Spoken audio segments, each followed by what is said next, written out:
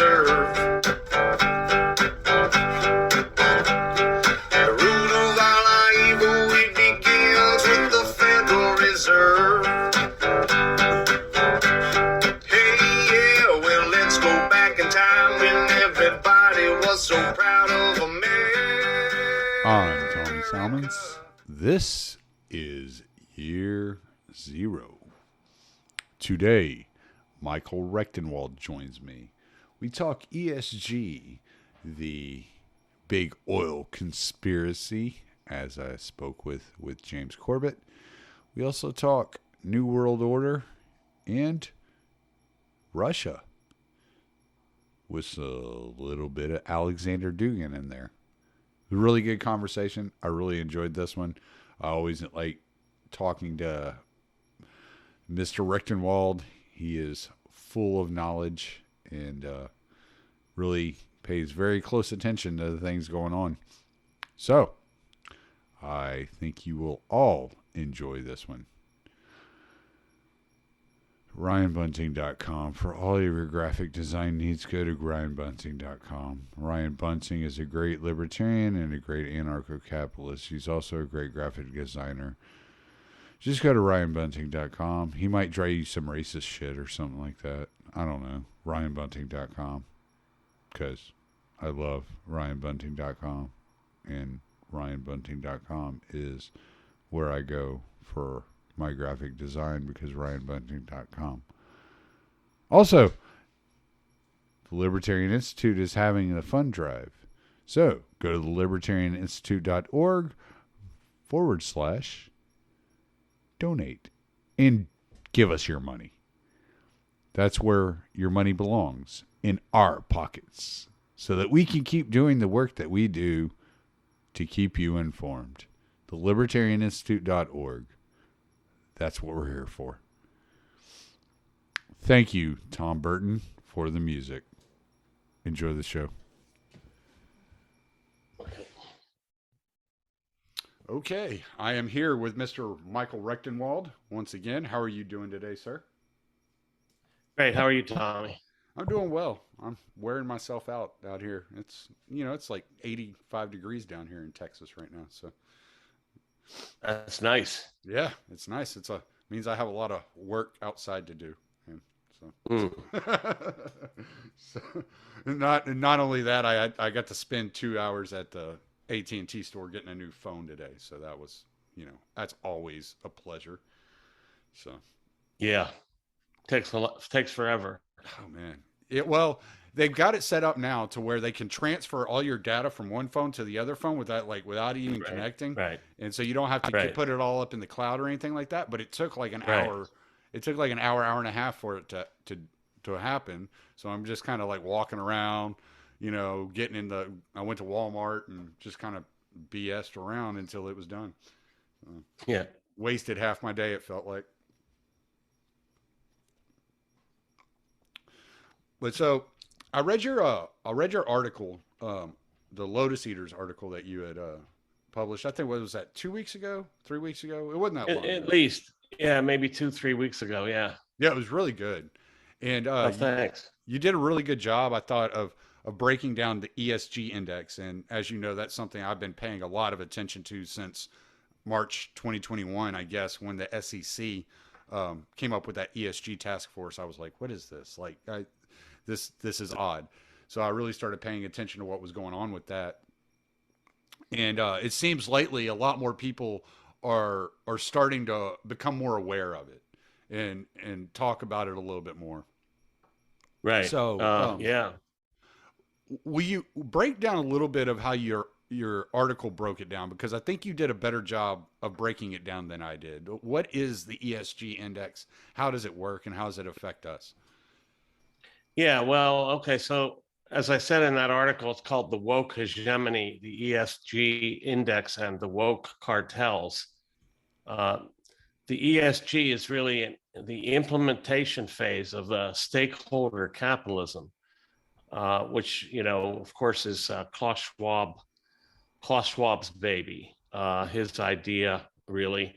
And that is, of course, this idea that there's more than shareholders that are at stake in corporate production and so forth. So they're supposedly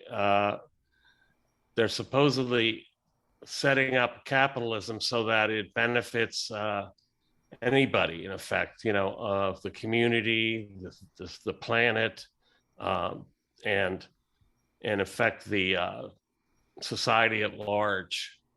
So the ESG is the index that was actually established in a collaboration between the major banks like Morgan Stanley, the United Nations, Deutsche Bank, and Credit Suisse Group, and Goldman Sachs to find a metric for measuring corporate responsibility with reference to climate change in particular.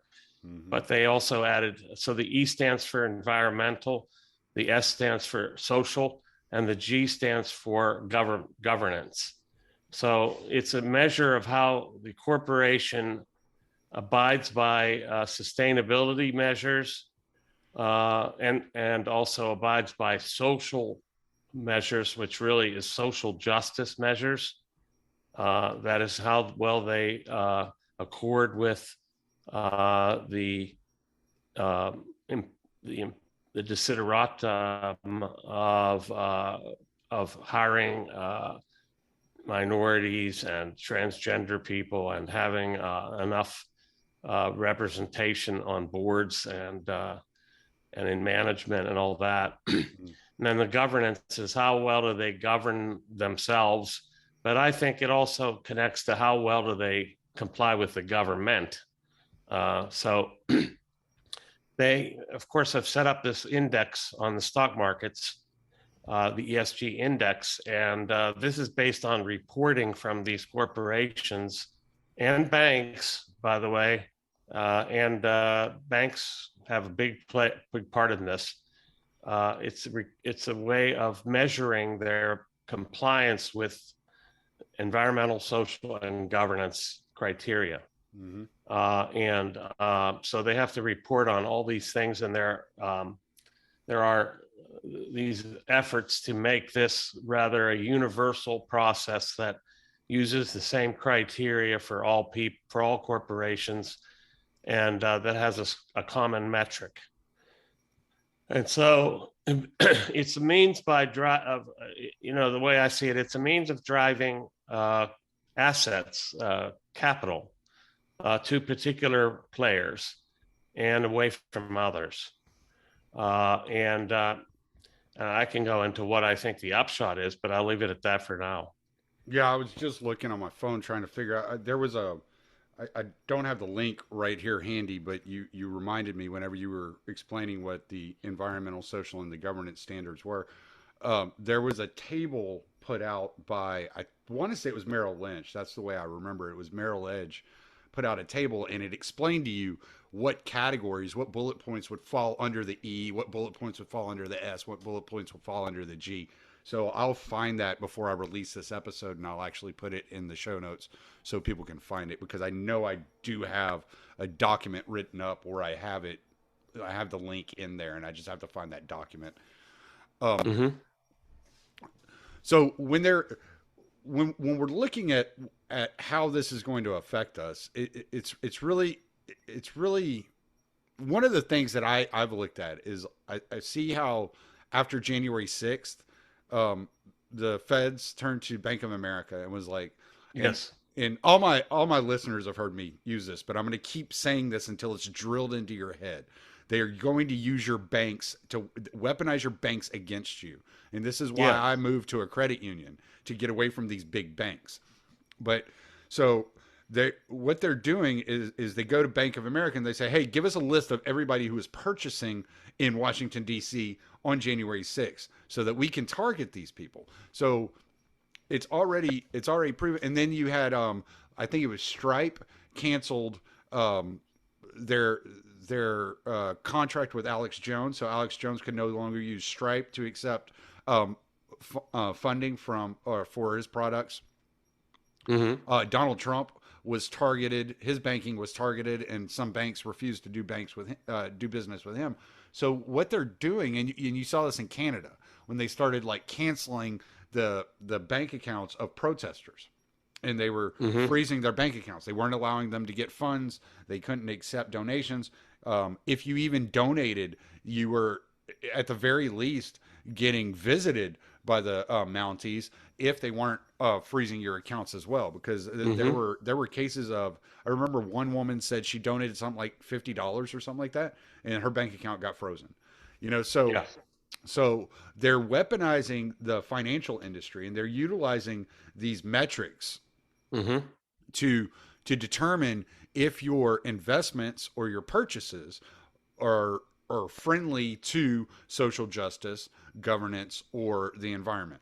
And Right. let's say you buy a 3D printer, and they go through and they check your search engine history, and they find out, well, this guy has been looking at plans for 3D printing guns, and now he bought a 3D printer. So now we can go through and we can penalize him, and we can take points off his ESG score, which acts similar to a social credit score. I don't think it's quite the same, but I think it's similar. And so I think the ESG is going to be the means by which a social credit score is effectively introduced in the West. exactly, yes, I think Personal ESG. yes, Yeah, I think these that's a perfect way to- ESG only apply to companies right now, but businesses, but they will apply to individuals. Well, actually, it applies to investors, because what some of these some of these companies like Merrill Edge has put it up on the dashboard of 401k holders. And that's an individual. If you're holding a 401k, you're getting an ESG score based upon where your 401k is being invested. Well, there's a lot of banks and investment companies like that are involved, like the Bank of America, of course, is deeply involved. Yes. And they put out a list of global business leaders who support ESG convergence, as they call it, by committing to stakeholder capitalism metrics. And they identified a number of companies, including themselves, but Accenture, Adecco Group, Allianz, Banco Santander, Boston. I mean, just a whole list of major banks and insurance companies and all these different companies. So banks are really going to be pivotal because for two things. First of all, banks are going to be able to determine whether A, you can have a bank account, and B, whether in fact you can get any investments or loans, because the banks will be evaluating the ESG index of basically all companies. So if of all the loans they make, they're going to be accounting for the ESG scores of all the recipients of loans. And the second way that the banks are involved is that banks are going to be the means by which the digital identity is instituted. Canada's largest bank is involved in this, and there's indications that banks will be the means by which the digital identity, that is, anything digital having to do with you, will be collected into an identity, not an ID. It's not just an ID that you show to get somewhere or to do something. It's an identity that collects, collates, and transmits all of the data about you digitally and collects it into a digital identity, which then becomes a passport of sorts. This will have profound impact on everybody because it's a means of surveillance, it's a means of tracking, tracing, and also punishing, disciplining, and punishing, if necessary, various individuals and businesses. I think because I was keeping I keep up with the WEF and the articles they write, especially about these topics. Yeah. And I think what they're doing, because I haven't seen anything really recently on digital IDs other than they're starting to put them on clothing, which I think is weird because I mean it's so you know where the clothes are made, who's made by, yada yada yada. So are they using slave labor? Are they paying a $15 minimum wage? You know, these types of things you can trace through the digital ID on the clothing. But it seems to me, because there was that article. Another thing about the digital ID about that is how much energy was put into making it, and what kind of energy. So whether it's fossil fuels or not, right. And this will be important for one's personal carbon allowance. You may not be able to buy certain items if they exceed your personal carbon allowance for a month or whatever unit of measurement they end up using. Yes, that is correct. But it seems like after they really stopped writing about the digital IDs, what really popped up and really started gaining momentum was central bank digital currencies. And then there was an article that came out, I think it was in England, I think it was in The Guardian, talking about programmable central bank digital currencies.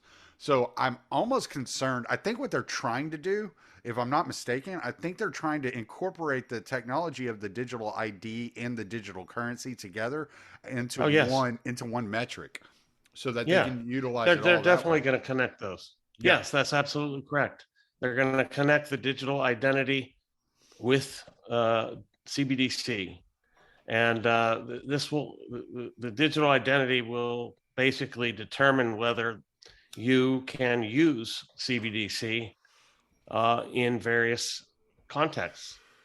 Right, because if you have the digital identity, instead of having the digital ID on an individual, if you have the digital ID on products, and like you said, and then your programmable CBDC is registering the carbon allotment of each product bought, then once you hit that carbon allotment, then you're not allowed to buy any more products, right?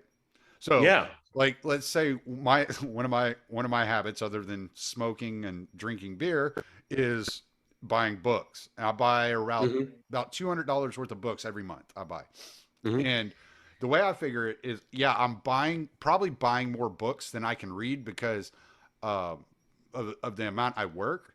But at the same time, this may be the only alternative information available to my grandchildren, upon my passing. Yeah, absolutely. So I'm accumulating a library, not only for my own knowledge and my own, satisfaction, but so that there is alternative information for my grandchildren when they're of age to be reading these things. Absolutely. And so how are they going to limit the amount of books I can buy? Are they going to cut it down where I can't buy $200 worth of books every month anymore? I can only buy $50 worth of books. They can do things like that through programmable currencies, and by being able to track the product through a digital ID, they will be able to identify the carbon allotment that is being utilized for each product. Right. Absolutely. And in other environmental factors, like whether the paper is recycled, whether in fact it is, whatever chemicals it uses to bind the book, all kinds of things. Are you buying how often are you buying from Amazon? Can it be shipped to you anymore? Have you utilized your carbon credits on shipping costs? The use of diesel. Shipping could also be part of it. Yeah. So there's all kinds of things that they can do. Are you buying ammunition? Are you buying I'm just trying to think of like where they're going to really focus all this attention. I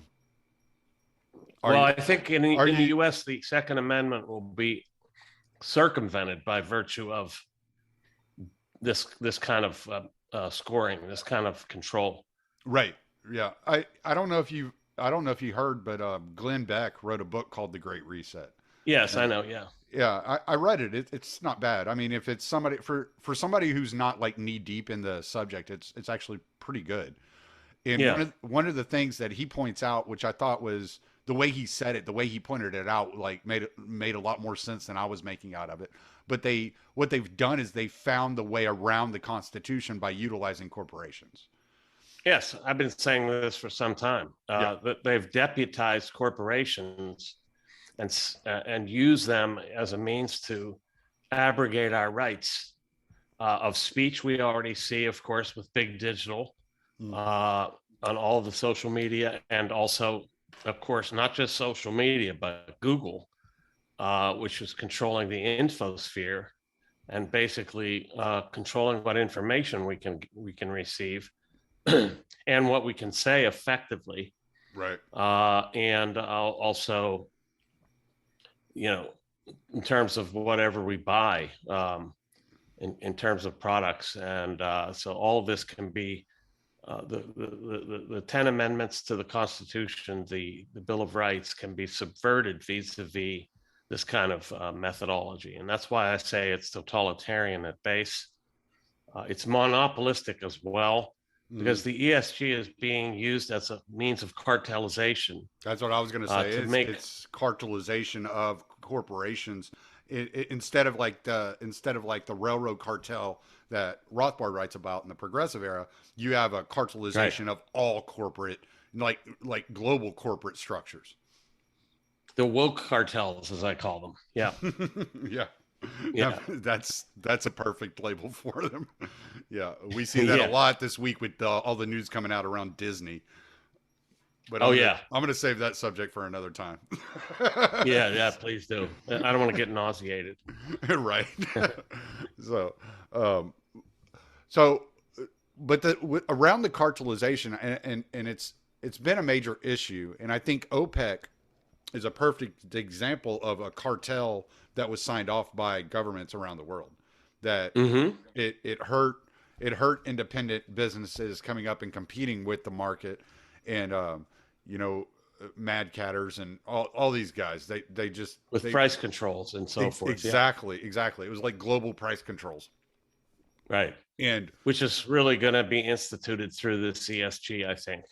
That's a means of instituting price controls.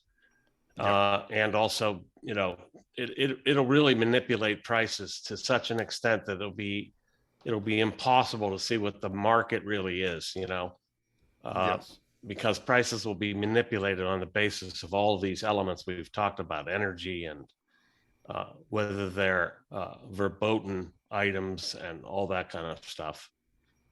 Well, it's already like that to an extent, right? So since Biden took office, the gas prices have been going up pretty steadily. And the other day, and I'm in Southeast Texas, so our gas prices are usually like some of the lowest in the nation. But the other day it hit $4.09 here in Texas, and diesel hit $5. I think it was at $5.05. And I was watching it, and it stayed at $4.09 for about 3 days, and then it dropped to $3.99. But the diesel prices didn't react immediately. It took another 2 days for the diesel prices to drop. Then it dropped another 10 cents. Now it's been sitting at $3.89 for the last probably 3 days or so. And the diesel prices are right around like $4.69, somewhere around there down here. So I'm watching it, and I'm watching how the prices are moving. I'm watching how the gas is moving, and the diesel's kind of stagnating, and then the diesel will move, and then the gas will move again. And I'm like, this doesn't seem natural. This doesn't seem right. This doesn't seem the way that the market would like typically work. Just the way that these prices are it's kind of like a sputter. It's like a sputtering effect down. And I really have a feeling that they're intentionally driving prices down because of the fears that started occurring once the prices got, I think in California, I read at one place they were at like $7 a gallon for regular gasoline. Yep. So I think they're intentionally manipulating the market down to give relief to the people. So when they raise them again, it's like not the same impact as if they were just to go straight up. You know what I'm saying? Yeah. I think they are absolutely. I think they are intentionally doing it. I think this is true for a lot of things. I think it's one step forward, 2 steps forward, 1 step back. This is the way they're implementing things through this incrementalism. So they're boiling the frog 1 degree at a time. And it is a way to keep any reaction at bay. Because if you think, when things change incrementally, it's people just adjust, and then they adjust and adjust and adjust. And then if you back it off a little bit, like I think the COVID crisis is one of these issues where they're starting to back it up a bit. But I think COVID is just pretext for other types of control mechanisms. And I think the environment will be really coming in, much harder in the future here with all of these metrics on pricing and on items, and all this ESG is also going to increase inflation over the whole panoply of products, because it's costly to implement this ESG. It takes a whole administration in these companies to do all the bureaucracy that's involved, and to do all this reporting, and to make the kinds of adjustments that they require, moving away from oil-based energy sources. It's enormous. So I mean, this is a way of paralyzing the economy in effect, but one step at a time. Yeah. It's I kind of relate it to Robert Higgs' Ratchet effect theory. Mm-hmm. And especially since it's now we're being told openly it's a public-private partnership, and this is good. The public and the private are partners now. There's no competition anymore. We're all just partners, and so it really feels like you've taken a government strategy of the Ratchet effect, where you create pain and then you release, and then you create and you release. But you never release it. You never release it all the way back to where it was. You just release a little bit, So like you said, it's like 2 steps forward, 1 step back, 2 steps forward, and you're always getting that ratchet effect where you're always tightening down. And it really feels like that's what's happening right now. And I'm just watching these gas prices, and I'm just waiting. I'm like, okay, they're going to go up 20, 30 cents overnight again. Like they did a couple of weeks ago. It's going to happen. And people are going to get angry, and then they'll drop back 10 cents. And then they'll go up another 30 cents, and they'll drop back 10 cents. And they'll keep doing that, because they've openly said that gas is going to cost $10 a gallon. They've openly said this.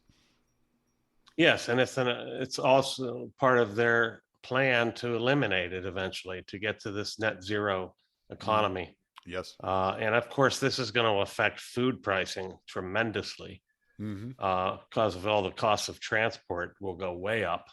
So this is going to be inflationary overall, and it really does accord with, I think, what's the Great Reset's overall objective is that, you're going to have reduced expectations, reduced standards of living, a static hierarchy in which the bottom cannot really move.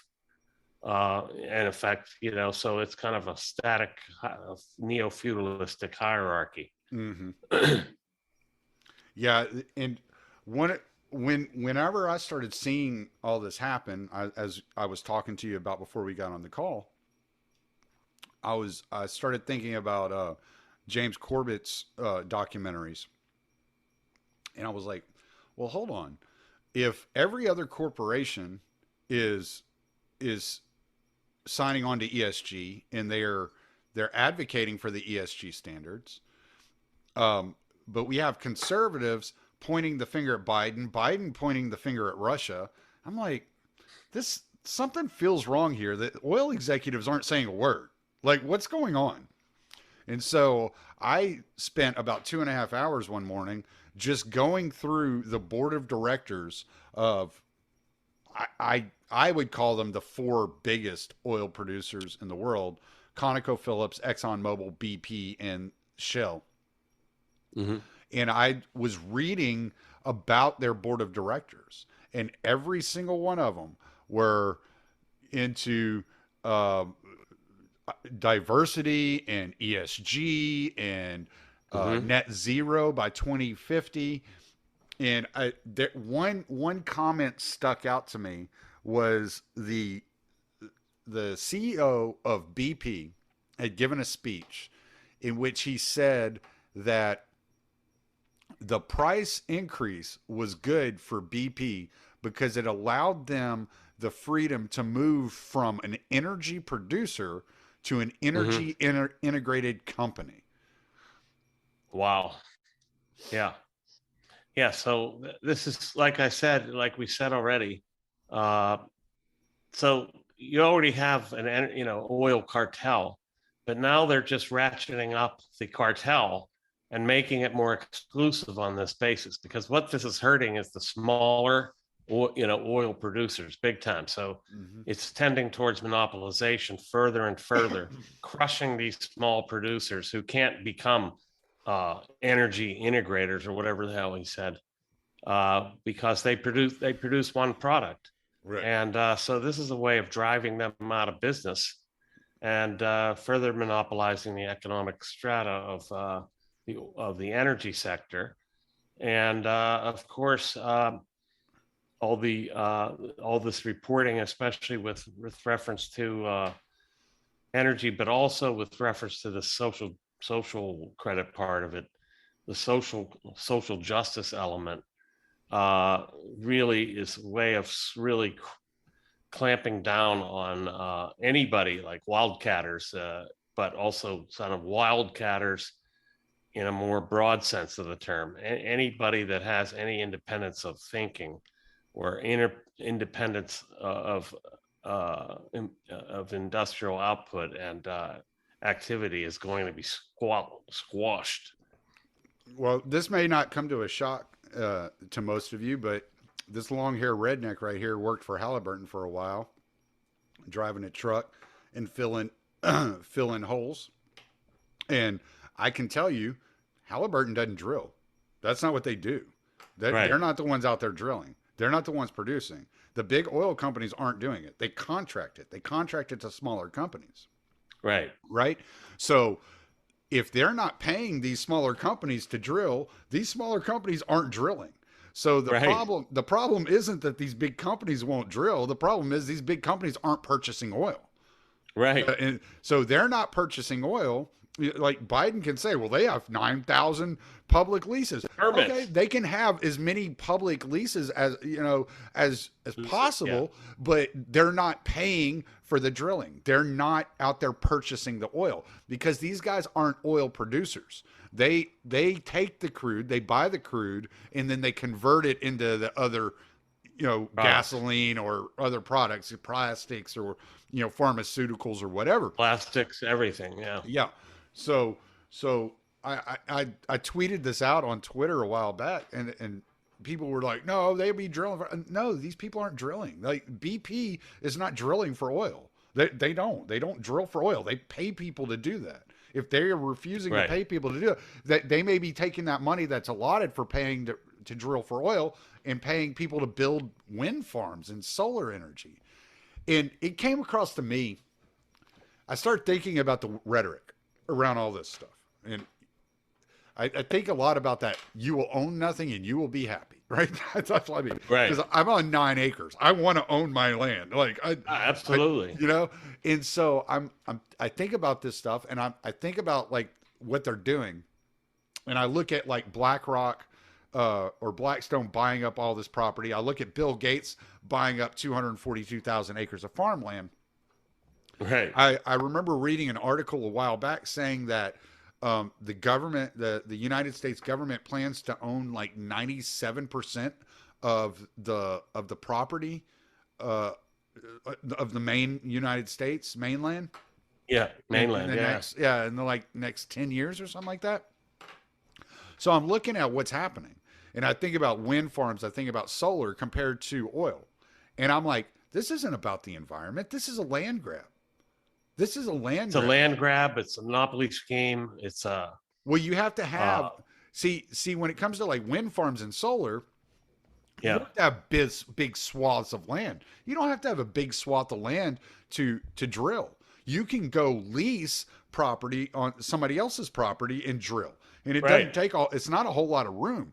But in order to build 300,000 acres worth of solar panels, you have to have 300,000 acres to build those solar panels on, So, And this collectivism really benefits certain players, obviously.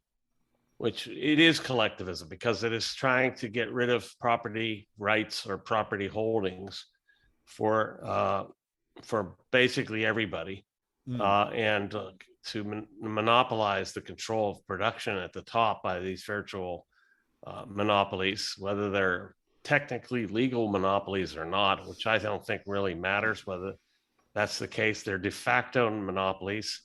And this is a way of circumventing law and also circumventing whatever is left of democracy, which I don't think is anything, but also circumventing market forces entirely and collectivizing everything into the state, like all this land, and likewise controlling and setting up a warfare welfare state to a greater extent.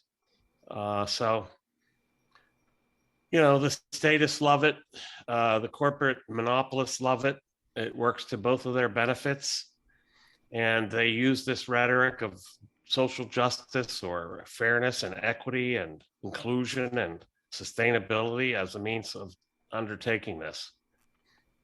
Right. And I don't, this may come out of left field for you, man. And if you don't have anything to say about this, I don't blame you, but I can't help but compare all of this to the eugenics movement of the 50s and the 40s and the 50s.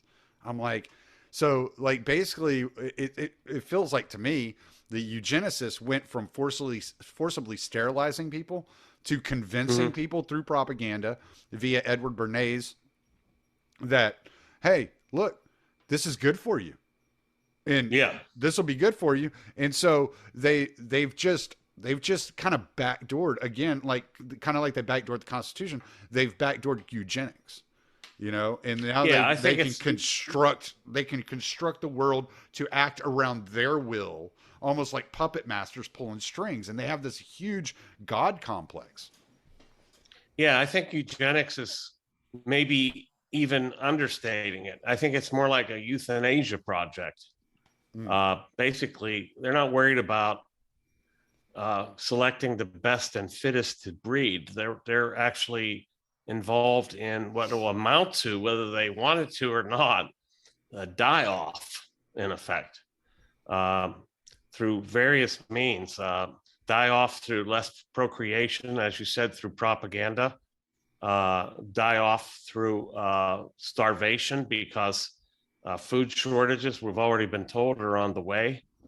A die-off through destroying purpose and meaning for many people so that they kill themselves, or either directly or indirectly. So I think it's more like a euthanasia campaign. They're not worried about getting the finest and breeding them.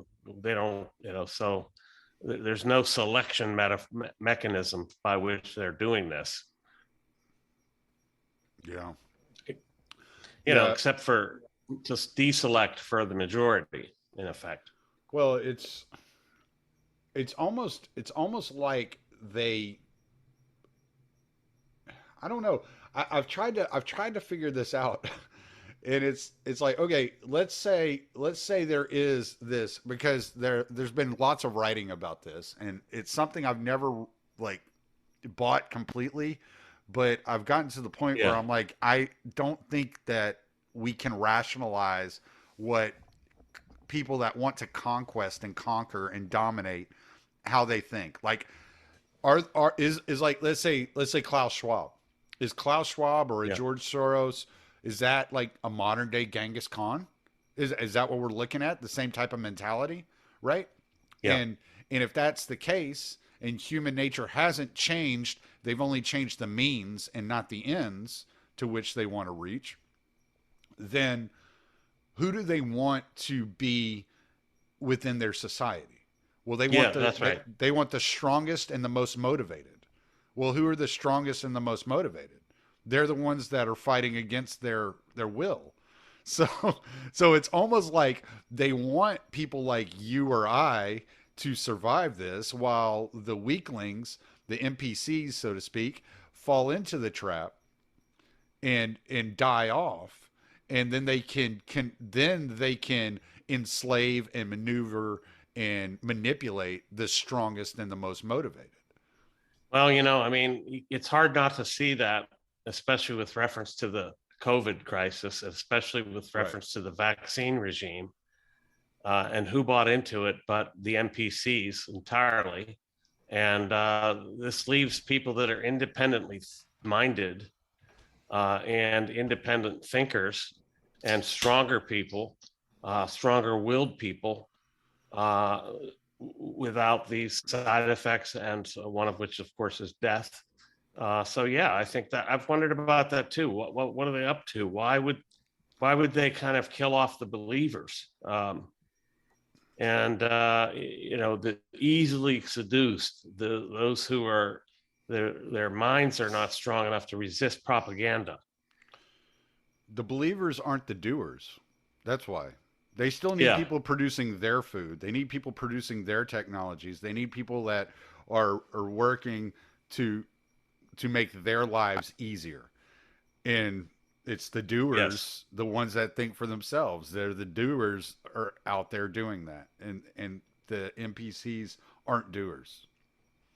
No, they're basically looking for a welfare state in order to basically survive off of it. Can we take a minute to pause here and let I grab something to drink? Yes, sir. Yeah, just pause and then. There we go.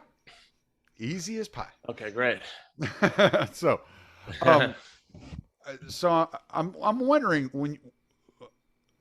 when you look at this from a historical perspective, I'm sure you've read much more history than I have, and when you how do you view what's happening? I understand that history, like there's that, I think it was Mark Twain that said history doesn't repeat itself, but it often rhymes. And I've tried to figure out, like, what am I looking at here? Like, if I look back in history, if I look at the regimes of history, what am I seeing here?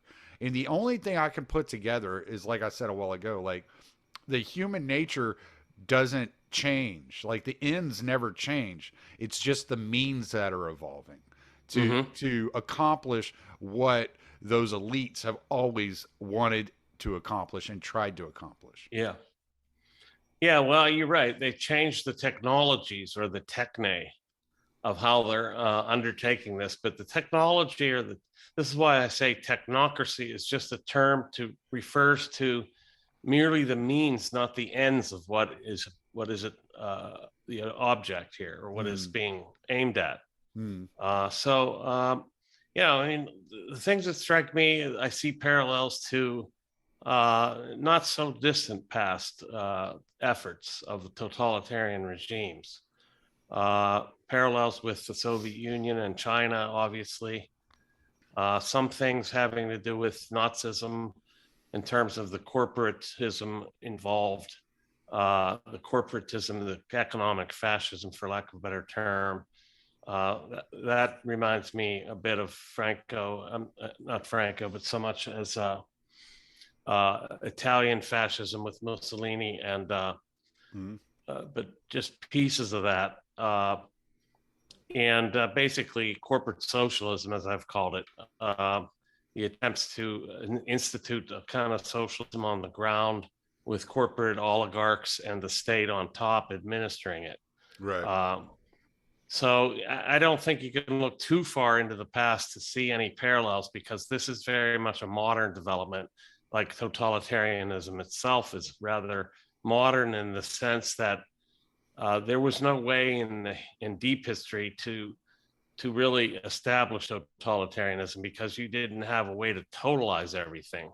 There was no way to grasp, to impact the totality. You could have domination, but not necessarily totalitarianism, which affects every aspect of life, and also includes, ideological hegemony and economic hegemony and technological mastery, and inclusion of everybody within it.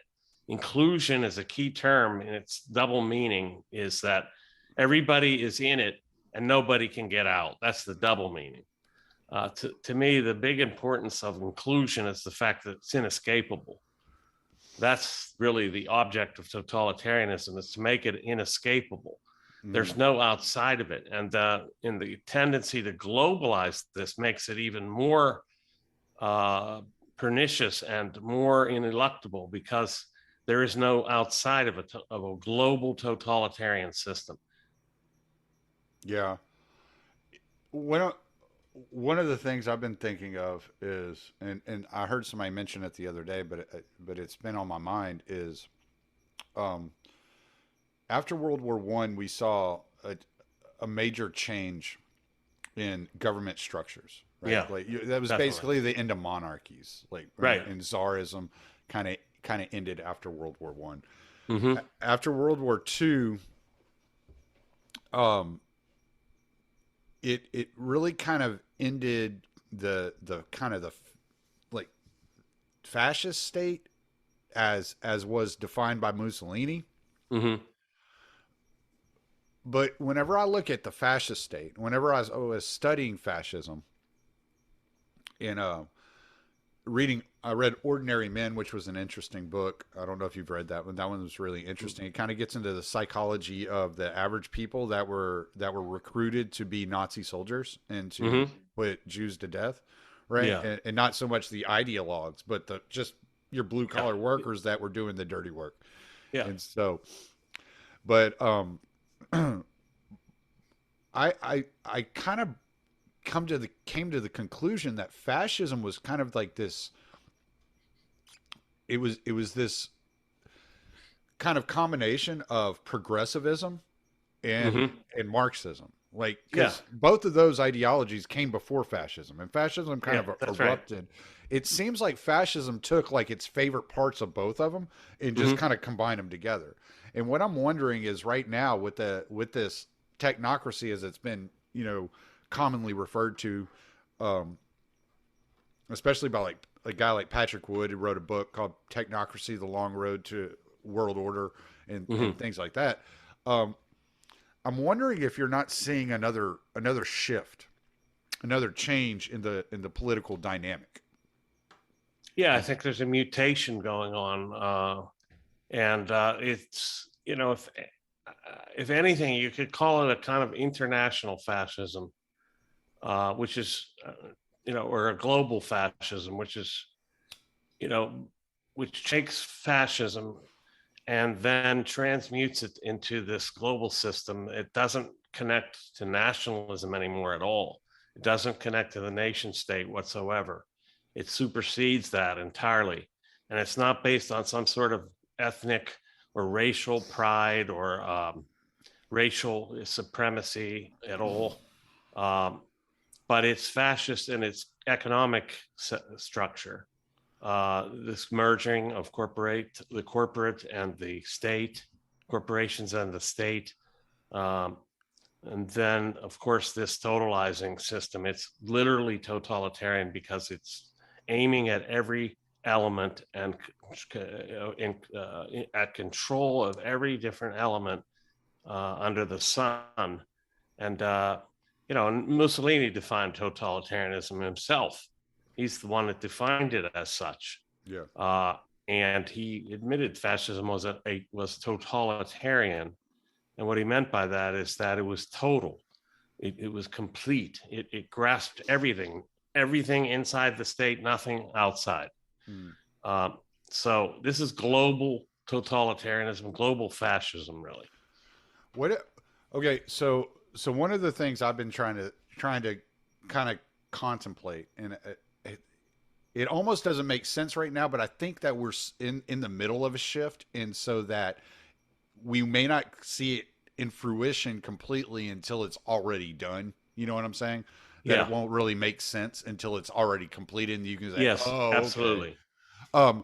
But one of the things that's been on my mind probably for about a year and a half now is that corporations adhere to no borders. The WEF is definitely like a very influential organization and institution.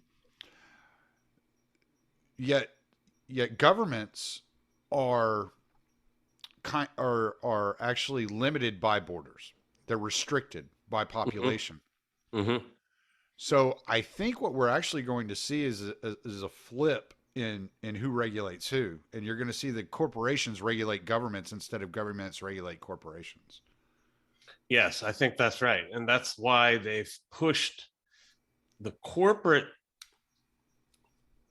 metrics and the corporate behavioral adjustments or corporate behavioral mechanisms first, that such that it's almost as if they're creating regulations on their own, and then the state will then have to adopt these regulations. Yeah, that's and therefore that'll be an entrance ticket, right. And a way of excluding the non-compliant. The state will definitely adopt what is being instituted vis-a-vis these ESGs. And we saw this beginning already in the US with Biden's Executive Order 14,030, in which they lay out, I wouldn't say he, they lay out someone, yeah, the Politburo. Yeah, whoever tells them what to do. Yeah, right. The Politburo laid out the banking industry's requirement to start implementing ESGs across the board. So, yeah, it's a strange situation in which the corporate edge is leading. That's why it is statism, but it's the state actors the actors are not state actors themselves. They're extra state agents. They're outside of the state, like Schwab and all of these corporations that he's gotten as partners, like over 1,000 corporate partners, and all of the states that have been infiltrated by his people, who have been trained under the Global Leaders Project. It is really strange that the statism is being actually foisted on the state by these corporations. Yes. Yeah. And, it goes back. I know I introduced you to that article the last time we talked by Parag Khanna, the devolution through decentralization. Yeah. It kind of goes back to that, where he's like, let them have their culture. Like we just control their politics and their corporations, and as long as we control that, they can do whatever they want. They can decentralize as much as possible. It's kind of like that quote that's attributed to Baron de Rothschild about, like, I don't care who makes a country's laws as long as I control their currency. Right. Right. It's like, yeah, I can make them bend to my will, and you're seeing kind of like this, again, using the word cartelization through the corporate structures, where it's almost like these corporations have decided on their own that they're going to do this. And you see these summits like this. What was this summit that happened in Dubai? I think it was in Dubai or in the Emiratis, where it was like the World Governance Summit or something. I'm like, I don't know. I don't know. I may have come across it, but I don't remember. It just happened this past week. It was. Really? Okay. Yeah, so I didn't notice that. And Klaus Schwab was speaking there, talking about the New World Order and this, that, and the other. Wow. And, yeah. And it's like, like, what is happening here? Like, you have these things like Bilderberg and Davos, and now the World Governance Summit, or I can't remember if that's exactly what it's called.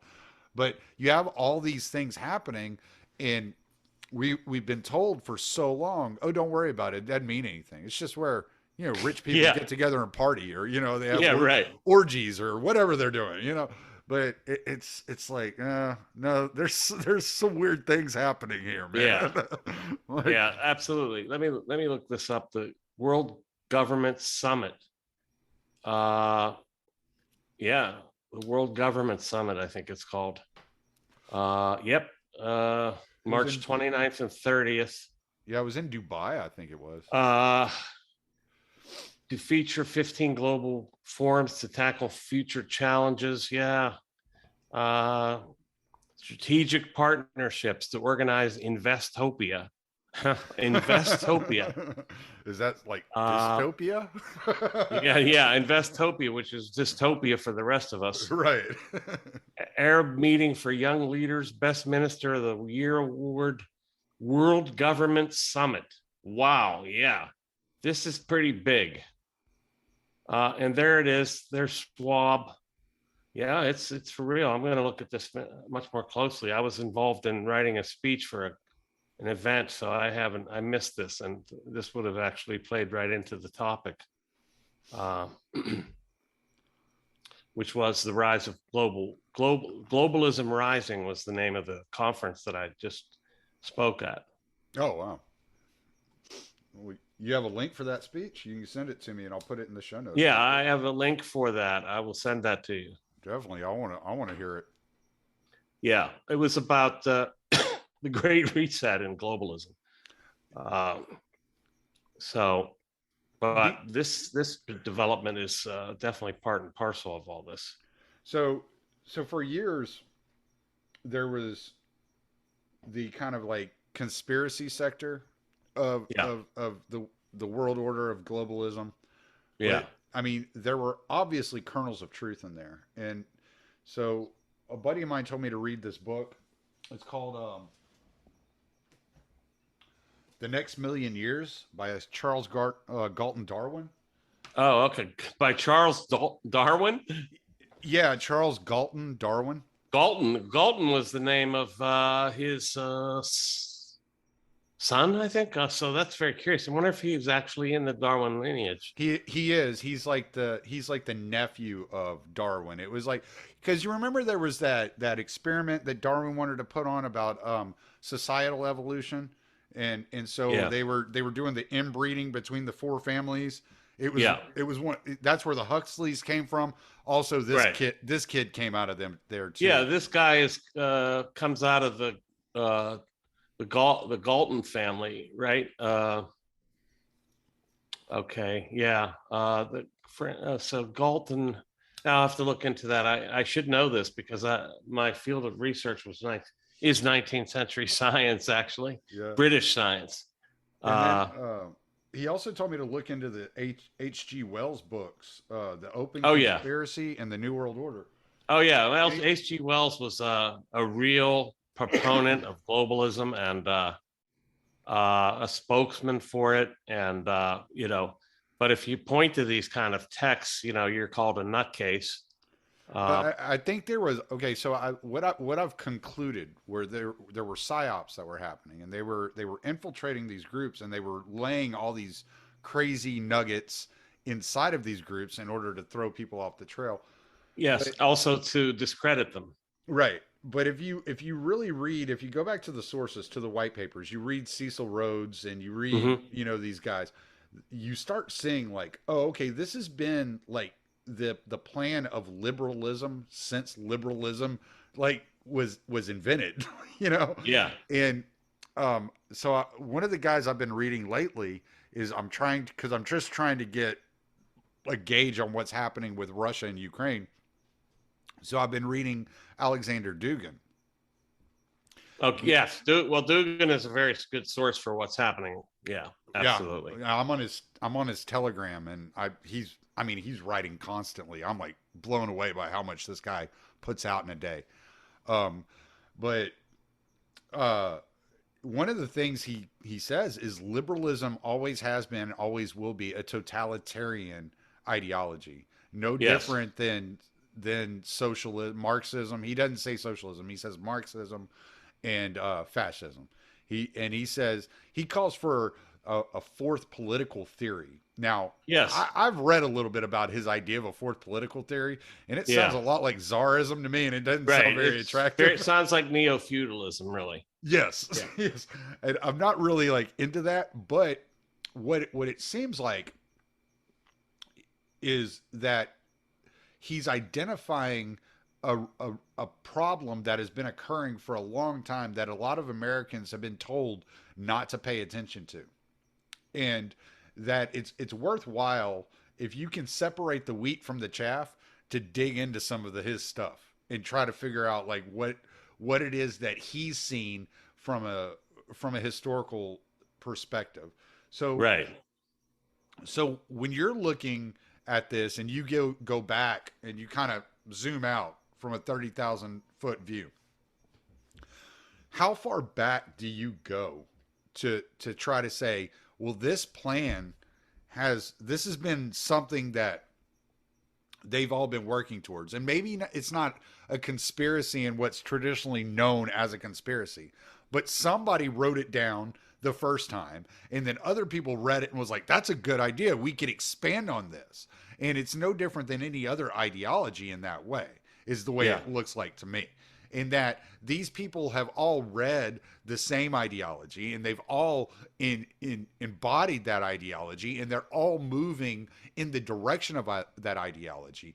And sometimes they come into conflict with each other in the best way to reach the ends, but they all have the same ends in mind.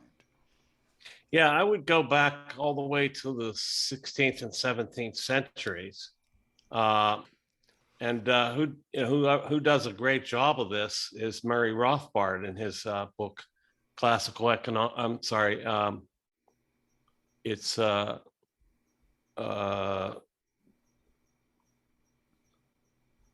Austrian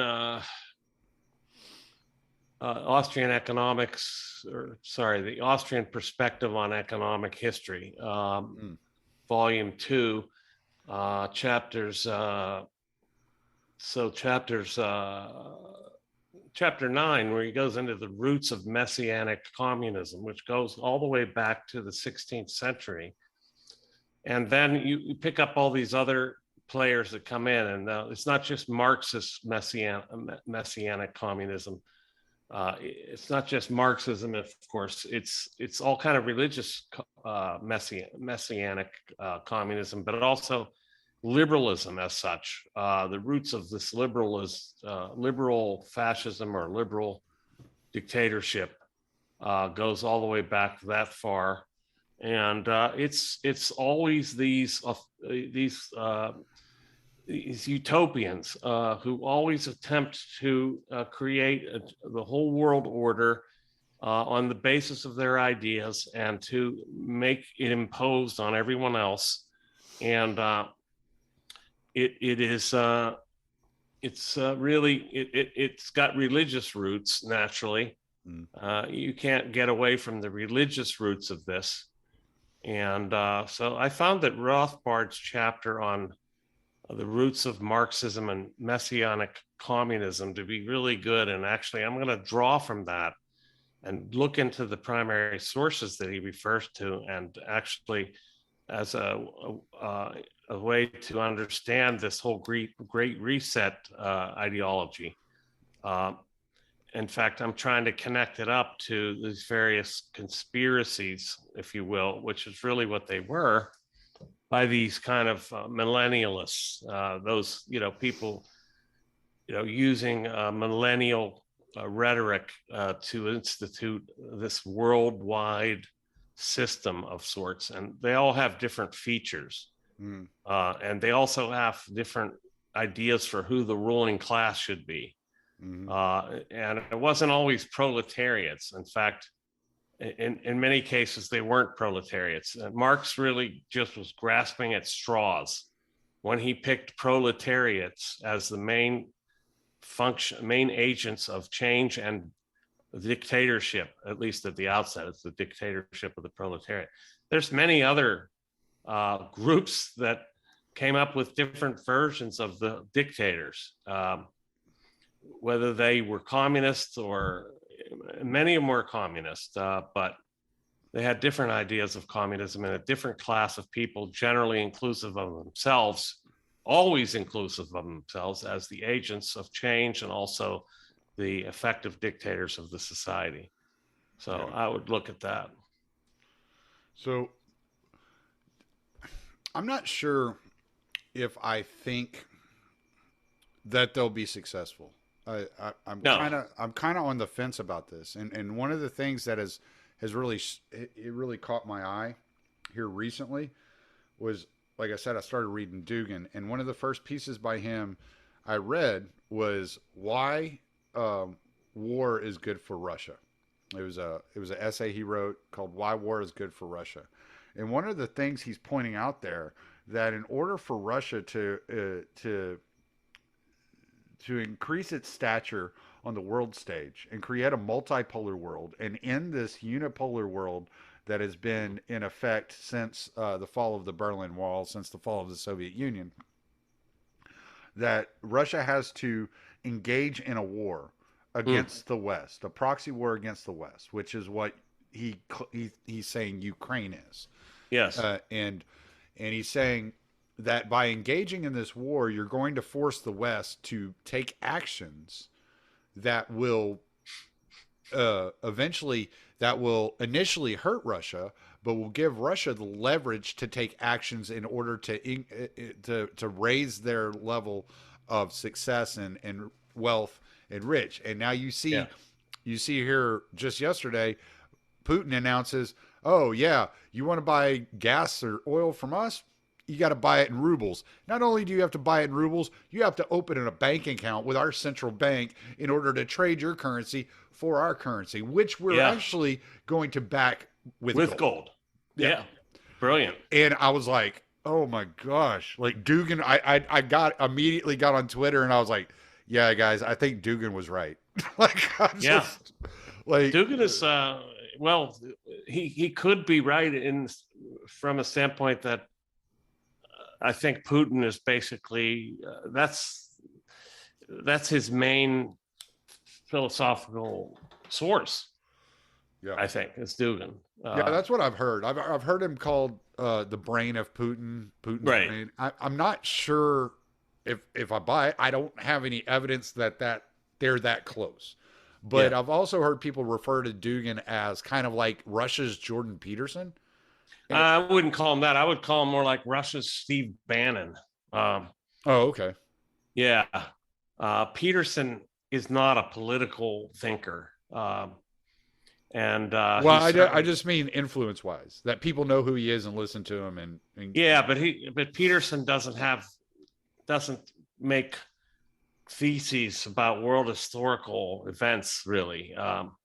It's more about personal, private, individual behavior from a psychological standpoint and so forth.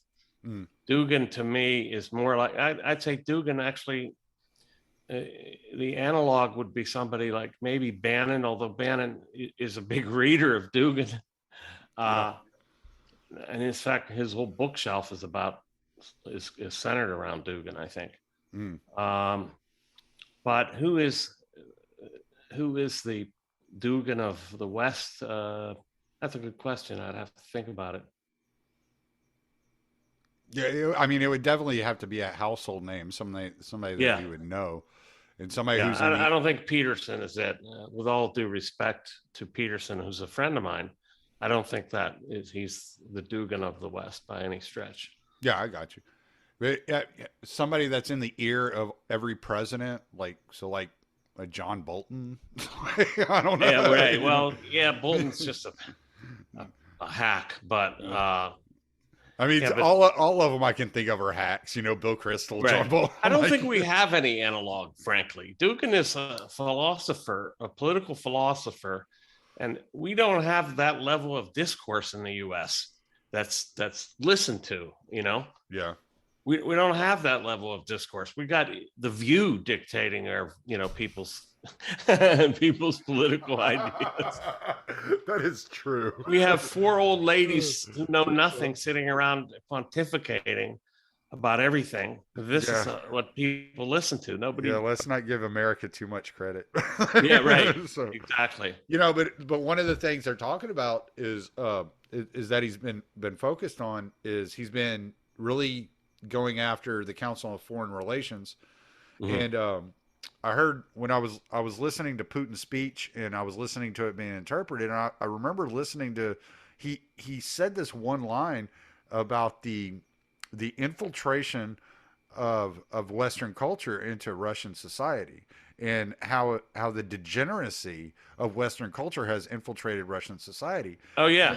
And I'm sitting here thinking, I'm like, so as much as like they're their economics in Russia seem very leftist, yet protectionist to an extent. Yeah, they're not what what they're It's really talking hard to about. determine, like, it's really hard to put it in our scale, the way we look at things. It, Yes, very much so.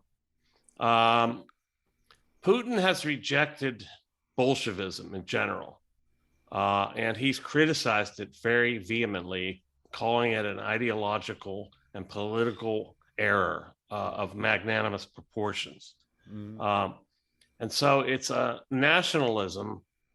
You might call it a kind of modified, mild national socialism, but because it's not totally national socialism uh, because it's not that socialist. But I would say it's kind of a national socialism in the sense that, yeah, it's protectionist, and they want to be a self-sustaining sovereign state, I was and I they was don't want. actually I was actually calling it equitable protectionism.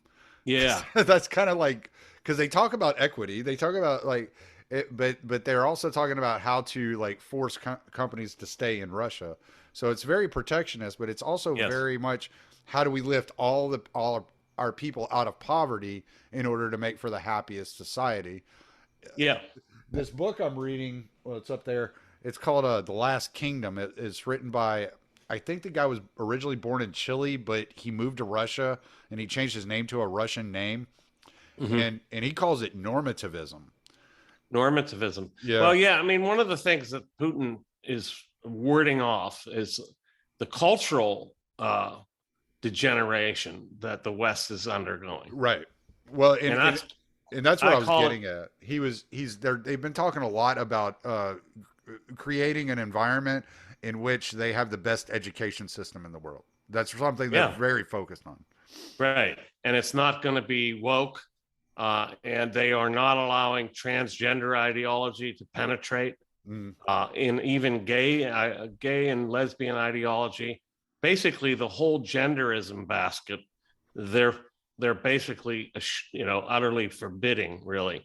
mm, yeah. And I mean, they don't have any laws against being gay, but they definitely have laws against what he calls gay and transgender propaganda. They won't allow Right. it.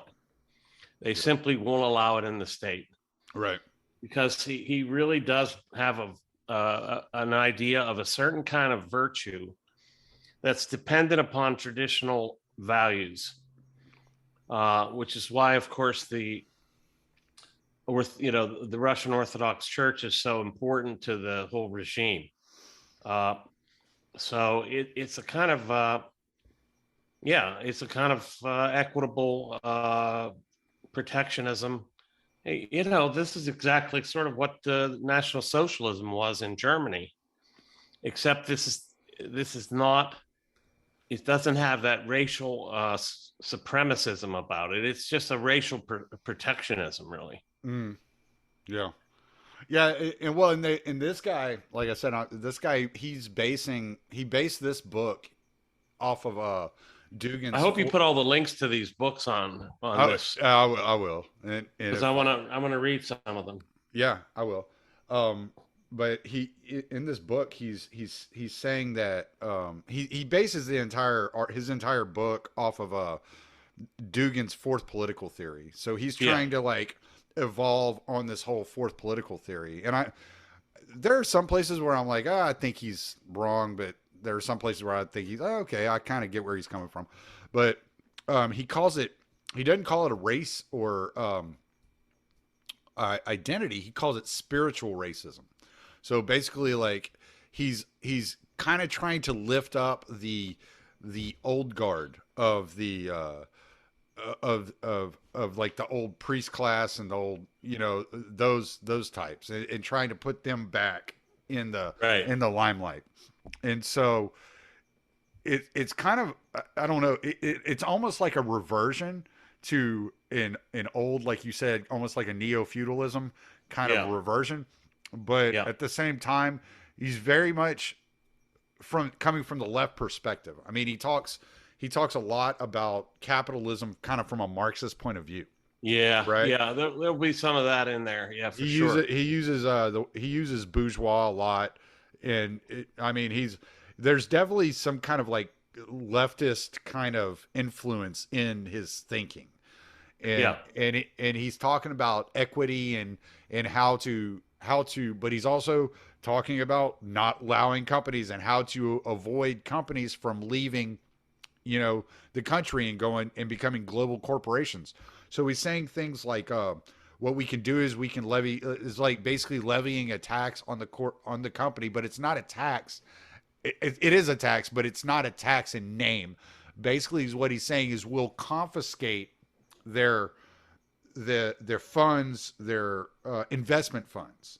And hmm so the funds that they would use to invest in their can't company leave the and build country. up, right? The government would take it, and we would send it out and distribute it evenly across the country in order to build up the entire nation as a Yeah, whole equally all across, so that yeah, you would yeah. have like Siberia growing up and Well, this is very just as similar well to as Nazism. Moscow. Yeah, yeah, this is very similar to Nazism, and I don't want to invoke all the implications that Nazism brings to mind here. Right. Yeah. But the main thing is that the corporations serve the state. They don't serve themselves, and they don't serve any international interests. And of course, Nazism is National Socialism. So Right. there's the socialist element, and that's why you see the importation of Marxist ideas. Uh, the idea of equity and the attempt at economic equality, at least economic equality, such that you have nobody left behind. The inclusion notion. So I yeah, think that would make sense. I think not saying that Nazism isn't a fair representation, but I think it's more of a nationalistic stakeholder capitalism. hmm That's kind of what Yeah, I that get. could be right. So Yeah, yeah. So because that's because he's not talking about the state. He's talking about the people. hmm Like, so he's not talking about the corporation serving the state. He's talking about the corporation serving the people, which is Yeah, kind of the stakeholder idea. yeah, it is. But but it sounds like, unlike the stakeholder idea of the WEF and the West, it actually would serve the people, at least theoretically. Whereas Mm. I think the stakeholder model with the WEF is just a ruse to serve particular stakeholders, Hmm. and that is stakeholders who abide by their precepts and then support them. So, for example, in the West, environmental groups are stakeholders, but people that don't believe in climate change are not stakeholders. They're out. Right. They don't have any stake in anything. Right. Yeah. So, True. yeah, Well, all right. I know you haven't been feeling well, and I appreciate the time you've given me. Why don't you plug everything you got to plug? And like I said, I'll get all this stuff in the show notes, and I'll make sure you get all the links. okay, yeah, I'll send you a link to the last talk that I gave, and everything's on my website, michaelrectenwald.com. I'm not quite as prolific as Alexander Dugin, but I try to put out things pretty regularly, so there's always new stuff coming. Well, And I always enjoy reading you because you always give me a different perspective. thank you, Yeah. appreciate that. But yeah, we'll definitely put all that out there and make sure that everybody can access all this crazy stuff that we've been talking about today. So. Fantastic. Thanks so much. All right. You have a good one, man.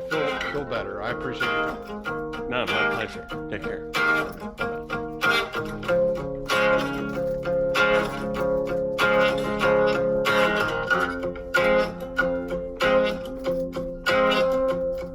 You wanna be a hero, instead you're just a slave.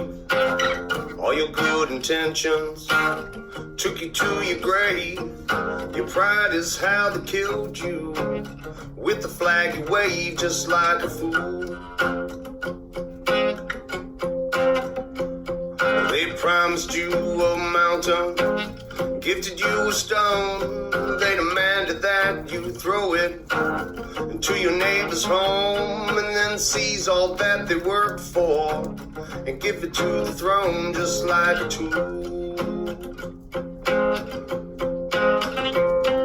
Well, as we all just stand in line and glorify new ways of being cruel,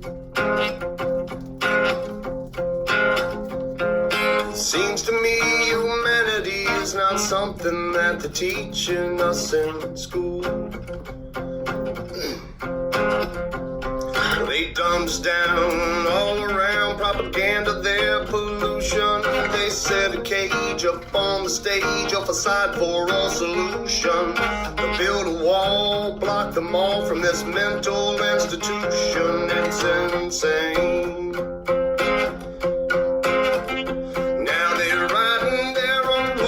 And they're crossing all their T's. They're fashioning their people to all wear beggars' knees. If you want a clean drink of water, well, you must say pretty please. It's all a game. As we all just stand in line and justify these crimes done in our names, it seems to me authority and tyranny are both one and the same. Well, it's time to change the channel. It's time to set things right. Make them all rot with fear in their beds at night. Devour all their worthless souls and sacrificial right, just like we should.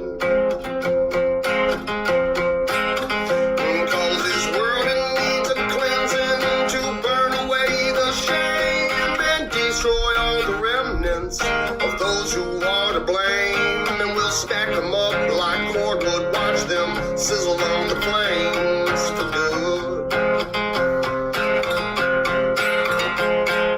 Well, as we all just stand in line waiting for some kind of Robin Hood, our liberty will never be until our right to freedom is understood.